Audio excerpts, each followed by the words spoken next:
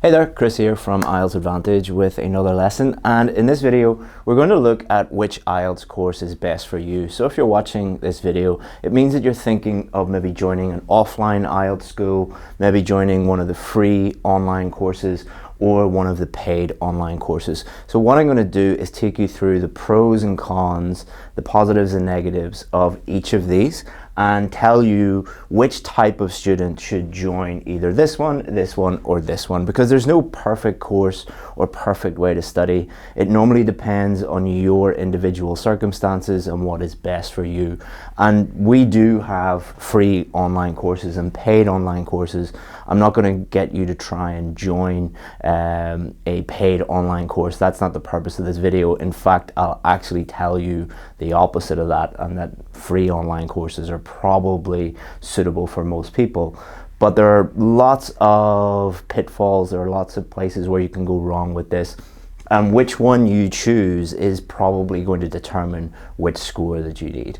So if you don't have time to watch this video, that's fine. But if you switch off, you're going to waste a huge amount of time and maybe even money failing the test, and it's going to be very, very stressful. So the best thing to do is just continue watching this video and I'll show you the best option for you. I'll also give you access to our free online courses, and I will also allow you to join the waiting list for our paid online courses if that's suitable for you. Okay, so offline schools. So these are traditional bricks and mortar schools where you go to a building and you go into a classroom, you sit with other students, and a teacher stands at the board and teaches you. All right, so what are the pros and cons with this method? Okay, so the first negative thing about going to a offline school is because they are teaching, maybe 15 up to 50 students, they can't teach you on an individual basis. They can't teach you on a one-on-one basis. So what they have to do is teach you a general syllabus. So let's say it is a 16-week course. They're going to teach you listening for 4 weeks, reading for 4 weeks, speaking for 4 weeks, and writing for 4 weeks. The problem is that you might have no problem with listening or reading, and you really need to focus on speaking and writing. Or you might have no problem with anything but writing task 2, for example. So a lot of your time is going to be wasted learning things that they are teaching to the general classroom that are not really applicable to you. The next con is related to this little focus on individual weaknesses. When I taught at the British Council, I would have 16 students in my classroom, and that was quite a small classroom compared to most IELTS classes. But even with 16 students, you can't give them the individual attention that they really deserve. And that was one of the reasons why I moved away from the British Council and went online, because online you can give people individual attention. For IELTS, most of the time, you don't need to learn a general course. You need to understand exactly what is wrong with your writing or your speaking or your reading or your listening. And that is a big, big downfall of offline schools. The next big weakness of offline courses is you are surrounded by other students. So this was another reason why I stopped teaching in the classroom. So let's say you have a class of 20 students. 5 of them are maybe forced there to go by their parents or by their employer, and they don't want to be there and they don't participate. Another 4 or 5 students are just shy and they don't want to be in the classroom, so they don't participate in any way. Other students are just lazy and they don't just sit there and sleep or look out the window or play with their phone. And it means that the 2 or 3 students who are really, really serious about getting the scores that they need, they are a bit annoyed and they're not surrounded by people who are on the same mission as them and are going to really help them. Most classes, it's very, very, very rare to find, at least 50% of the students are determined to participate in the classroom activities, because that's the biggest strength of being in the classroom, where you can interact with other students. But if you are sitting at a table with 3 other students who, you're doing a speaking activity and they're like, they're just going through the motions, or they're not saying anything at all, then you're wasting your money and you're wasting your time. Another big weakness is most teachers are teaching from a textbook. This is to save time, and it's so the owners of the school know that at least the students are getting some level of consistency in their teaching. But the problem is teaching from a book is not actually that effective. You are an individual with individual weaknesses, and if textbooks worked, then you wouldn't need to go to the school. You could just sit at home and read the textbook. Textbooks are not going to help you, and teachers who teach from the textbook are not normally very good at teaching. When I taught at the British Council, I would never use textbooks, especially for IELTS. I would create my own courses, and most of the teachers there would create their own courses too, and that was highly effective. That is not the case in most schools. In most schools, you'll go there and they'll be like, open page 62, okay, do exercise 1, okay, and they're giving you photocopied handouts. Why are you even there? And this last one, most of the teachers in most schools are not actually IELTS experts. This is the biggest weakness of offline schools. So think about this. Imagine if Liverpool Football Club or Barcelona Football Club could only get players from Liverpool or Barcelona, people who lived within a 10-mile radius of the football stadium. They would have a really, really bad football club, because there are not that many good football players within a 10-mile radius of where they play. Exactly the same for IELTS schools. They are limited by the number of teachers that are living close to that school. And if you live in a more remote area, you're not going to have too many IELTS experts living there.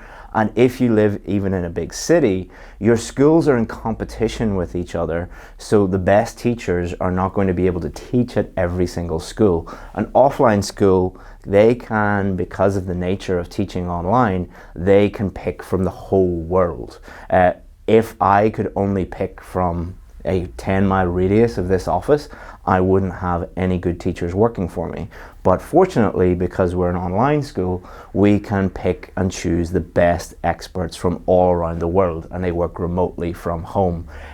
Even at the British Council, which was the best IELTS school in the city where I taught, most of the IELTS teachers there were not IELTS experts. They were great at teaching general English, but they didn't really know a lot about teaching IELTS. So if that's the case for the British Council, imagine what it's like for most other schools. So the big advantage of offline schools is the social interaction that you get with the teacher, but most importantly with the students. Some students thrive on this type of social interaction. They love to learn by interacting with other students. For example, my wife is extremely social. She actually used to be my student, and she learns by doing classroom activities and by interacting with the teacher and other students. Me, I'm the exact opposite. I hate being in classrooms. I love to learn by myself with a book or online, and that's how I learn. If you need that kind of social interaction, then an online school is probably not going to be as effective for you as a offline school. But be very careful. Don't confuse social as in going to meet new people and make friends with learning in a social way. Some people go to IELTS schools to make new friends. Go to the bar, go to the park to meet people. It's not there for matchmaking or for meeting new friends, or that is not the purpose of the school. The purpose of a school is to help you improve your IELTS scores. So if you learn in that sort of social way, probably appropriate. But don't confuse that with people who join IELTS courses to make new friends. I never understood that. Another advantage is you will often have brands of schools. So for example, the British Council, where I used to teach, or in the same city where I was teaching was RMIT, which was a very famous university where people would go, and people trusted these brands a lot more than the smaller schools, where it could be an amazing school, or it could be someone just trying to make as much money as possible and they don't know what they're doing. But with the bigger brands, you can expect a certain level of consistency and a certain standard of teaching. And a lot of people just don't trust either smaller offline schools or online schools, so they want that recognized brand, so that when they hand over their money, you will get a certain level of experience and a certain level of education with that school. Okay, so who should attend an offline bricks and mortar traditional school? someone who learns by interacting with other students and with the teacher, someone who has lots of money, because the best offline schools are going to be expensive. Why is that? The good teachers are expensive. Teachers who have no experience, they can charge the school a lower amount than teachers who are really good at their job expect to be paid a lot more. So that cost is passed on to the students. It doesn't take a genius to work that out. The more expensive the school, normally the better the teacher. So if you want to go to an offline school, you're going to have to pay a lot more money to get a good school. And also, a lot of people don't want to be worried about, is this person trustworthy? Is this school trustworthy? For a lot of the offline schools, they might have been in your city or your town for years and years and years, or they have a recognized brand, and you can trust some of them, but not all of them. Here are some questions to ask the school before you join the course. So, are they going to teach you a general syllabus, or is it tailored to each individual student? Because as I said before, many students only need to work on one small aspect of one skill. So if they're going to be teaching you for 16 weeks and 12 of those weeks you're going to be sitting there listening to stuff that is not useful for you, then I probably wouldn't join that school. How much feedback are they going to give you? If there are 50 students in your classroom and there's one teacher, they're not going to be giving you a lot of feedback. So ask them how much feedback that they're going to give you, because that is going to be the difference between you getting the score that you need and not getting the score that you need. If you are going just to be lectured and they're not giving you practice activities and most importantly feedback, then it's a waste of time. And also ask them, what if I fail? For a lot of bricks and mortar schools, it is not actually in their interest to get you to pass, because what they will do when you fail is they'll go like this: can I have more money? Our course, what we do is people pay one price, and it doesn't matter how long it takes, and it doesn't matter if you fail, we'll never charge you again. But for a lot of other schools, including very reputable schools with a reputable brand, if you fail, they'll just say, do another course. So ask them that, because you might, if you fail, you might be paying more money. And also ask them about the refund policy, because if you go into that school and your first day in your first class and you recognize that your teacher doesn't know what they're doing and they don't take their job very seriously, you want to be getting out of there and joining another school. So ask them what the refund policy is. So as I said at the beginning of the video, you don't always have to pay for courses. There are lots of free online courses now these days. So we're going to look at the pros and cons of these and tell you some of the things that you need to be thinking about if you're going to join one of the free online courses. So let's start with the cons. So probably the biggest difference between a free online course and a paid online course is, because of the nature of a free online course, you're not going to get any individual attention from any teachers. You're going to get a general syllabus. There's normally just a bunch of videos. It looks basically like a YouTube channel. So for a lot of people, that is not going to be very useful, especially if you have been trying and failing the test many, many times and you've just no idea why you are failing. It's a bit like if your car was broken down, you wouldn't go onto YouTube and research how to fix a car. You would take it to an expert and pay them, and they tell you within 30 seconds what's wrong with it. So that is the biggest downfall of free online courses, but there's no other way around that because they are free. So because they are free, there's not going to be any feedback on your work. So if you could have the best free online course in the world, but unless you know which mistakes that you're making, you're not going to see any progress. Also, if you have a question, you're not going to be able to ask them any questions. You're not going to be able to get any academic support, obviously, because they are free. People just are not going to set up a business and give you free stuff and then just take that hit financially. If they do, they're not very smart and they're going to go out of business. Mostly marketing. Many free online courses. Why are they free? If you are not paying for a product, you are the product, all right? The reason why they're giving you something free is so that they can pitch you their one-on-one lessons with teachers, or their writing corrections, or their paid course, or anything like that. And there's nothing wrong with that. But some free courses are mostly marketing and they're not actually giving you any benefit. We do this as well. When somebody joins our free online course, we offer them our paid courses as well, if we have any places available. But what we tend to focus on is a tiny, like 1% of the video will be marketing, and 99% of it will actually be help. So you could waste your time with free online courses because they're mostly marketing in some cases.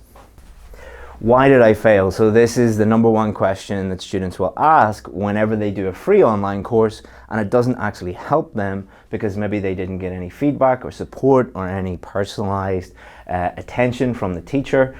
And they'll say, why did I fail? I followed your free course and I failed. And they ask that question, but there is no support. So you've no idea. So you're kind of back to the start and you might be even more frustrated. So with many free online courses, it's kind of one step forward, two steps back, because you don't have any of the essential elements of a good paid course. So a big pro for free online courses is for free, without paying any money, you can get access to some of the best IELTS teachers in the world. They're not going to be giving you individual advice, but at least you know that you can trust that person because they have, for over many years, they've helped hundreds or even thousands of students. So they're giving you some really good stuff for free. Also, they're free. That's great. Everybody likes something that is free. But remember, there's no such thing as a free lunch. You're being used for marketing and you're not going to be getting any of the help that is in any of the paid courses. But I totally understand that there are many people who just don't have any money to spend, or they have very little money to spend on their IELTS preparation. And that is why we create more free content than basically anybody in the world when it comes to IELTS preparation, because it does actually help people for free. But because it's free, there are many downsides. And of course, because it's an online course, it is extremely convenient. You can learn from the comfort of your own home. You don't have to travel, you don't have to go out and sit in traffic, you don't have to go and sit in a classroom with 50 other students in an air-conditioned box. It is extremely convenient. Also, you don't have to focus on any areas you don't need to focus on. So if you've no problems with listening, you don't have to look at any of the listening videos. You can just focus on the things that you need to work on. You can access it at any time. You can look at it on your phone, on the way to work, at lunchtime, anytime. So it is extremely convenient when you compare that to an offline traditional school. So who should attend a free offline course? I'm not going to tell you that you should give me money and you must join a paid online course or anything like that. For many people, it will be the best option. Try before you buy. Many of these people, or all of them, nobody just gives away a free course and doesn't have some sort of one-on-one tutoring or services or paid courses. You can go in and try before you buy. Some people like my style of teaching and some people hate it, and that's fine. Some people like other styles of teaching and you can go and check those out. And then if you're thinking of buying a paid course, you can understand what they're about, the quality of their teaching, their style of teaching. I'm quite a serious teacher because I know that IELTS is a serious course, but I'm not very fun. There are other teachers out there that are like, hey, how are you? And it's kind of, you know, a lot more entertaining, and some people prefer that kind of style. So you can try before you buy. No money, all right? So that is a really good option. Obviously, there are many people out there that just have no money whatsoever or very little money. So this is going to be a huge benefit for you. This is a very important one. Free online courses are appropriate, very appropriate for students who already have a very high level of English, and they don't need to spend money on paid online courses or offline schools, because they're probably going to get the score that they need anyway, but they need just that extra little bit of help. The vast majority of students that we work with on our free online courses, they don't have any problems with English, they just have IELTS problems, and they need to understand exactly what to do, what to say in the speaking test, what to write in task 2 and task 1. And for those people, that is very useful because they don't have to spend any money, and it is extremely convenient, and they're going to get the score that they need by doing that. But be very careful. Many people think that their English is way better than it actually is, especially people who have done the test many times, and let's say you keep getting 6.5 over and over again. That's because your level is 6.5, and you need to improve your general level of English, and you need to improve your IELTS skills and your IELTS knowledge. So be very careful if you have a big ego about your general level of English. Most people who think that their English is great and they blame the test for them getting a low score, it's not the test's fault. But my big piece of advice here would be pick one of them only. If you decide to go with a free course, maybe you want to try a few of them and dabble in a few of them, but if you go with one of them, just pick one of them and go with that one. That's because they will all teach slightly different things, and you will get very frustrated and you will get very confused if you're looking at 6 different free courses, because you're like, this guy says to do it this way, this guy says to do it the complete other way, this girl says to do it a third way. You're going to be highly confused, and to be honest, you don't need 6 different free online courses. If you're doing 6 different online courses, you have a problem with consumption. You need to take action and do things rather than just become a course junkie. So pick one that you trust and go with that, and then go and do the test. If you get the score that you need, great, you've been helped for free in a convenient way and you didn't have to spend any money. But if you don't get the score that you need, then you probably need to think of joining a paid course. Okay, so the biggest con of paid online courses is they're expensive, all right? Most courses are okay and they're not very expensive. Then you have courses in the middle that are pretty good and they cost a little bit more money. The best courses cost a lot of money. Why? Because the best courses have the most feedback, the most support, the best teachers, and remember, the best teachers cost more money. So this is obviously a con and many people will not be able to afford this. However, be very, very careful about the cost of cheap courses. You could pick the cheapest paid course and think, I'm doing a paid course, I'm paying money. That means that I'm going to get really good value. Not always the case. For example, these courses, the content could be exactly the same as the free courses that those people are making. Some paid courses just use their YouTube videos without changing them whatsoever. They're also using admin staff to grade your essays. If you don't believe me, do a little bit of research. If you don't believe me, you can go online and find that many of these courses do not give individual feedback. They use copy and paste comments for your essays. So be extremely careful with the cheaper courses. I'm not saying that because we have an expensive course and I want you to buy that. I'm saying that because thousands of students email us every month saying, I did this cheap course and I didn't get the score that I need, and now I'm in trouble. So, like anything else in the world, normally the more expensive things are a lot better. Okay, so the 3 big pros: individual support and feedback. If you have any questions whatsoever on our course, you can email us 24/7 and you're going to get an answer from an IELTS expert, somebody who is an examiner or has been an examiner, and all of our teachers have been teaching IELTS for at least 10 years. You're going to get individual feedback on your individual weaknesses. So all of our writing feedback, for example, is done through video. We put your essay up on the screen and there is a teacher talking you through your essay, telling you exactly what it is. There's no copy and pasting. You're going to get expert advice on a paid course. You're going to be able to access the world's best experts from the comfort of your own home. You could be sitting in a village in India or Vietnam or Pakistan, and you will be able to interact with some of the best experts in the world and get the help that you need. And also, there will be a tailored syllabus on the best courses. It won't just be a bunch of videos like you'll have in a free online course. They will be able to give you a work plan or tell you these are your weaknesses, these are the things that you need to work on. So it's not like sitting in a classroom with 50 other students or doing a free online course where it's just a bunch of videos. Okay, so here are the people who should join a paid online course. And again, I'm not saying this because I want you to join my course.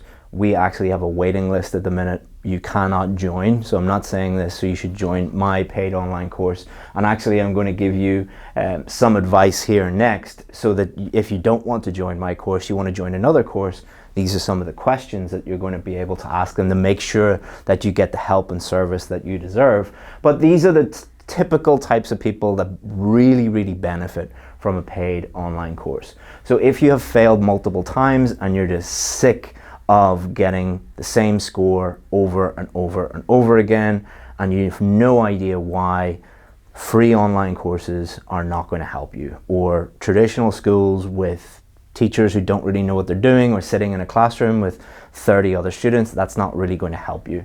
So instead of failing again and again, do a paid online course. If you've tried all the other ways, you've had traditional schools, free online courses, cheap online courses, one-on-one lessons with teachers and everything else, it's not working, find a really good paid online course and join it and get the score that you need next time. If you don't know why you're failing, the reason why you don't know why you're failing is probably because you went to a classroom and sat with 30 other teachers or 30 other students, and the teachers can't give you individual advice, or you are trying to do it cheaply or for free. If you join cheap courses or free courses, they won't be able to tell you why you're failing. And important that you pass. So let's say you are a doctor, a nurse, a lawyer, a student, and you have a job waiting for you, or you have visa deadlines, or you have a postgraduate course that you need to join. You are taking a huge risk by doing it for free by yourself. And if you fail, that's your fault, because you tried to do it by using shortcuts and doing it on the cheap. If you fail, that will be your fault, because you did have the opportunity to get the help that you needed. I've received huge numbers of emails from doctors saying, I just lost a $100,000 job in Canada or London. I was like, why was that? Oh, well, I tried this free course. Like, so you lost $100,000 because you didn't want to pay $500 or $1,000 for a really good course. Think about it logically. But before you join a paid online course, you shouldn't pay anybody any money before you find out these things. These are some questions that you can ask them before you join. Believe me, they will answer your emails if you say, I'm thinking of joining your course, because they want your money. So the first thing is, if it's a cheap course, why is it so cheap? All right. If it's a course that is $25 or something like that, how are you giving me any individual attention? Who is paying the salary of the teacher that's going to be giving me feedback? If they can't answer that question, it's cheap because they are either getting admin staff to look at your essays, or the people that they have hired are not actually experts, or they're going to give you no help and support or feedback whatsoever. Is it the same as your free course? Many paid courses, many people are charging people money for the exact same content that they have for free on YouTube. I'll let you make your own conclusions about people who do that. Feedback. What type of feedback are you going to give me? Am I going to be able to ask my teacher follow-up questions? Is it going to be copy and paste? How much feedback? What happens if I use up all the feedback that you're going to give me? You need to understand that, because that is the most important aspect of a paid course. General English, IELTS is an English test. How are you going to help me with my vocabulary, with my grammar, with my pronunciation? Are you just going to teach me IELTS tips and tricks and hacks? Well, they're completely useless if your grammar and your vocabulary and your pronunciation are not at the level that they need to be. Are you going to help me with that? How many success stories do you have? If they have no success stories, or they just have a couple of emails, then that is not a good sign. If they have been in business for like 4, 5, 6, 7, 8 years, they should have thousands of emails and success stories. Support. If I have a question, who answers it? Is it admin, or is it actually a IELTS teacher who's going to ask my questions? Can I ask questions? If I have a question, who is going to answer it, and in what time frame? Am I going to have to wait 3 days for an answer, or is it going to be within 24 hours? What if I fail? Big question. If they say, well, you won't fail, that is a big red flag, because some students fail. You can't guarantee 100% of the students are going to pass. If they say, well, you'll do another course and you'll give us more money, be very careful, because it's not in their interest then to actually get you to pass first time. Be very careful. Personalized. How personalized? Is my syllabus going to be? Is my feedback going to be? You are an individual and you should be treated like an individual. You shouldn't be paying premium prices for an expensive online course if you're going to be treated the same way as a student sitting in a classroom with 50 other students. And how am I going to know if I'm ready? This is a really important point. The only reason why students fail the test is they do the test before they're ready. So you need to know from an IELTS expert, somebody who is an examiner, they should be able to look at your work and say, you're ready or you're not ready. And if you're not ready, this is what you need to do to get ready. And practice. What practice opportunities are there? In other words, is it just a bunch of videos, or is it videos plus practice opportunities plus feedback? If you have videos, live lessons, practice opportunities, feedback, you're going to improve. But if there aren't any practice opportunities, then you're not going to get any feedback, you're not going to see any improvement. Okay, so hopefully that helps you make the right decision. If you want a free online course, we have our course called IELTS Fundamentals. You can check that out. Check it down below. You just have to click the link, give me your email address, and we'll send you via email instant access. We do not have any places available on our paid course or VIP course because of the level of help and support and feedback that we give students. We only work with a really small number of them.